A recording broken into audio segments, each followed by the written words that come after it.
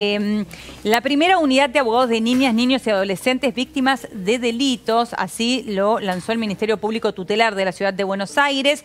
Está aquí con nosotros Yael Bendel, ella es titular del Ministerio Público Tutelar. Bienvenida, Yael, ¿cómo estás? ¿Cómo estás? Bien, muy bien. Bueno, una muy buena noticia, que hayan lanzado estos abogados para niñas, niños y adolescentes. Quería preguntarte, en primer lugar, cuando hablamos de niñas, niños y adolescentes, ¿de qué edades estamos hablando y en qué situaciones? Siempre, y la Convención sobre los Derechos de Niños habla hasta los 18 años. Entonces, siempre cuando hablamos de niñas, niños y adolescentes, hablamos hasta los 18. Lo que pasa es que como es un servicio en el que vamos a llevar la palabra de los niños al expediente, necesitamos que hable y necesitamos que tenga lo que el Código Civil llama como capacidad progresiva. Esto ocurre con certeza a partir de los 13 años. Y antes de los 13 años se puede evaluar si existe esta capacidad progresiva para poder también ofrecerle este servicio.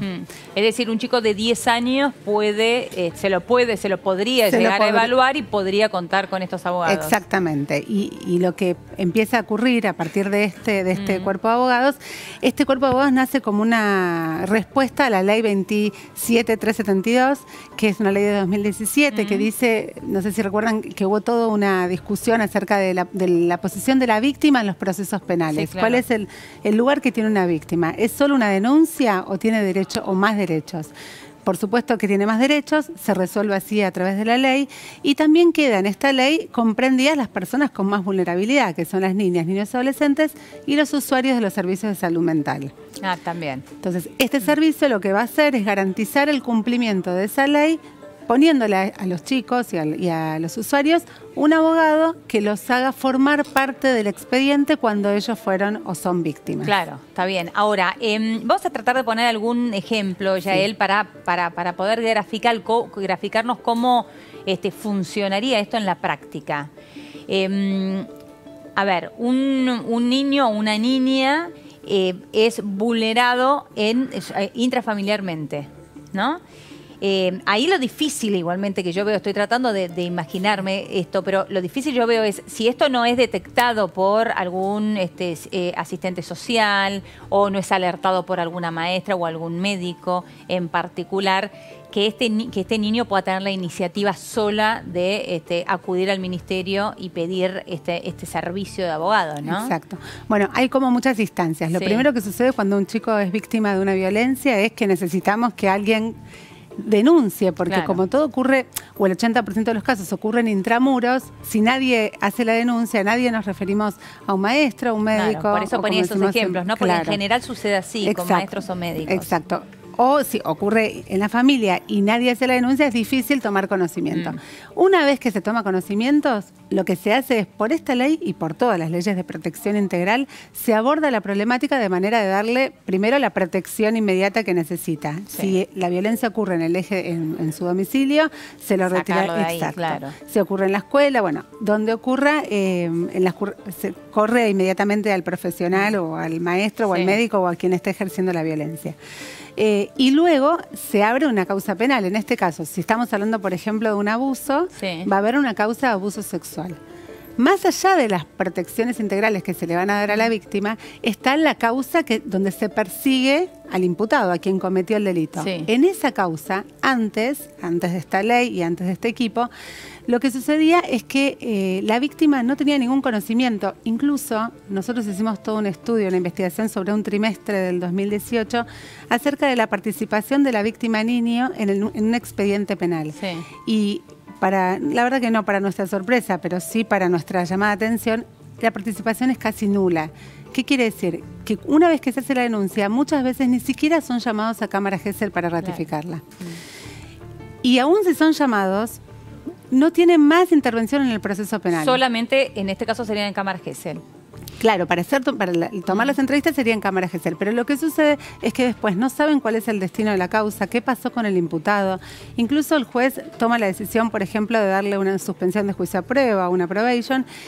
Con esta ley la víctima tiene que estar al tanto, tiene que ser citada a los efectos de pedirle su opinión acerca de esta medida de probation o suspensión de juicio a prueba. Sí. Y luego notificada de cuál fue el destino de la causa, qué pasó con el imputado. Ahora, estamos hablando, nosotros estamos poniendo el ejemplo de abusos sexuales, ¿no? Que lamentablemente sucede mucho. Pero ¿en qué otros casos esto también podría darle un resguardo a los niños? Mira, vos antes hablabas muy bien de violencia doméstica. Sí. Siempre escuchamos hablar de violencia de género y escuchamos como donde siempre hay chicos, donde hay una denuncia que se persigue, donde hay una mujer que denuncia a un hombre o en un caso de violencia doméstica un hombre que denuncia a una mujer. Lo que no hablamos es de qué pasa con los niños.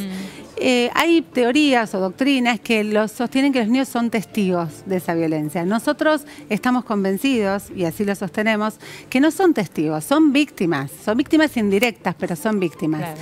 Entonces también este abogado es para esos niños que son víctimas indirectas, que puedan presentarse a los expedientes donde se tramita una denuncia contra el padre o contra la madre realizada por el otro progenitor, para también poder hacer peticiones, para también poder contar lo que vio y para que sea escuchado.